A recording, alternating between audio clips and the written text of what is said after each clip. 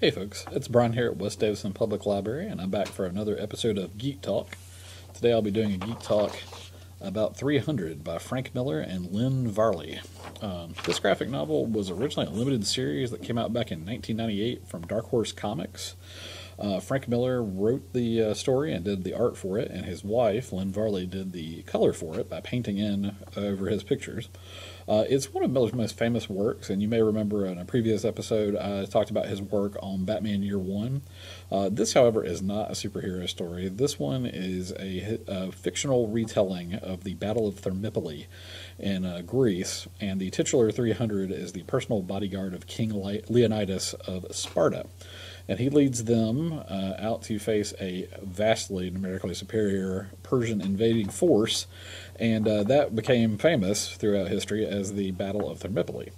While this is not a 100% accurate depiction of the events, the attitudes, or the performances of all the Greeks involved in that battle, it's still a really thrilling and famous story. Back when it came out, actually, it won Eisner Awards for Best Writer-Artist. It also won for Best Limited Series and for Best Colorist, and it won those awards for a reason. It's certainly a beautiful looking book, has a very thrilling story, lots of action, lots of violence. And while I will say I really enjoyed reading it many years ago when I read it for the first time, I enjoyed it a lot back then, and I really enjoyed the movie version that came out a while back too, which you may have seen or heard of.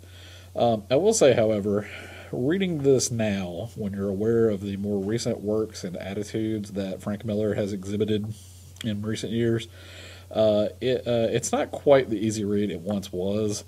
There are some inklings of stuff that has happened in his other works and in the attitudes he has expressed that I'm not going to go into a whole lot of detail about here, but if you're aware of them, you can see those in this story, the seeds and beginnings of that, and it definitely makes you raise an eyebrow at several of the scenes and several of the depictions.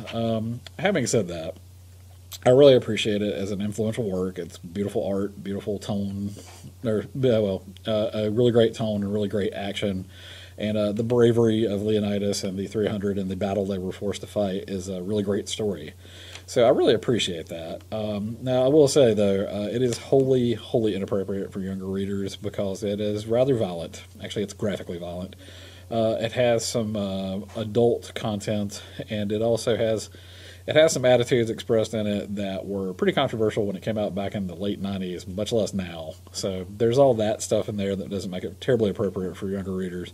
But I will say that older teens, 18 and up, and adults should be able to handle that. I will also say that if you've seen the movie or heard of the movie, or if you've heard of the book and you've wanted to check it out, you can definitely check it out thanks to ncdigital.overdrive.com and the Libby app. You can find it on there. It was an award winner for many important reasons. It's also had some controversies and criticisms for equally valid reasons. So I'd be interested to hear what other people think about it. Once you've given it a chance and read it, let us know what you thought about it in the comments below. And once again, this is Brian at West Davidson Public Library, and this was another episode of Geek Talk. Hi everyone, this is Wendy from West Davidson Public Library. Thank you for joining me once again to my Geek Talk. On today's talk, I will be looking at a different graphic novel. Let's begin. Grimoire Noir by Vera Green Tea and Jana Bogach was published in 2019. In it, we meet 15-year-old Bucky Orson, who lives a gloomy life, but he has a reason to feel this way, as his best friend has left him to hang out with cooler friends.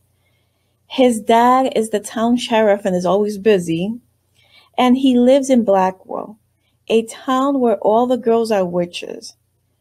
But when his little sister is kidnapped because of her extraordinary power, Bucky has to stop thinking about himself and go on a strange journey to investigate the small town that gives him so much grief. And in the process, he uncovers the town's painful history and a conspiracy that will change it forever. This is a very interesting graphic novel, as it's written in the perspective of Bucky, this 15-year-old. boy, even though the plot revolves around all the females in Blackwell. We are introduced to various characters in the graphic novel, and there are a few plot twists along the way. I would recommend this to 12 to 16-year-olds who enjoy fantasy and supernatural stories. If you're interested in reading this graphic novel, we have a copy here at the West Davidson Public Library branch. Just give us a call at 336-853-4800. We are currently offering curbside service, so if you give us a call, we can place this book on hold for you, or we can check it out to you if you want to pick it up on the same day. Thank you for joining me once again. I hope you give this graphic novel a try. Have a nice day. Bye.